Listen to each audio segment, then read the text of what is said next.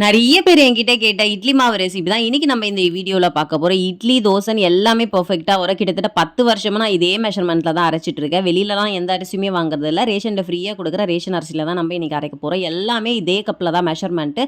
இதே கப்பில் 2 கப் அளவு புழுங்கல் அரிசி எடுத்துக்கோங்க. அதே கப்பில் 2 கப் அளவு பச்சரிசி, அதே கப்பில் 1.5 கப் அளவு உளுந்து, ஒரு டேபிள் ஸ்பூன் ஃபுல்லாக வெந்தயம். ரேஷன் அரிசின்றதுனால நிறைய டஸ்ட் இருக்கும். அதனால் கண்டிப்பாக ஒரு 5 டைம்ஸ் வந்து வாஷ் பண்ணிவிட்டு ஒரு 6லேருந்து 8 மணி நேரம் ஊற வச்சுக்கோங்க. ஊற வச்சதை நீங்கள் கிரைண்டர்லேயும் அரைச்சிக்கலாம். அப்படின்னா நான் வெளியில் வந்து மாவு கடையில் கொடுத்து கூட அரைச்சிக்குவேன். அரைக்கிறதுக்கு 10 ருபீஸ் தான்.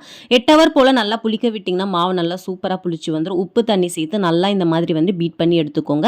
இட்லிக்கு வந்து தண்ணி ஆல்ரெடி நான் வந்து கொதிக்க வச்சுருக்கேன். இப்போ நம்ம இட்லியை ஊற்றிட்டு மீடியம் ஃப்ளேமில் வச்சுட்டு கண்டிப்பாக ஒரு 5 நிமிஷம் போல் வேக வச்சுட்டு எடுத்திங்கன்னா நல்லா சூப்பர் சாஃப்டான இட்லி ரெடி ஆயிடுச்சு.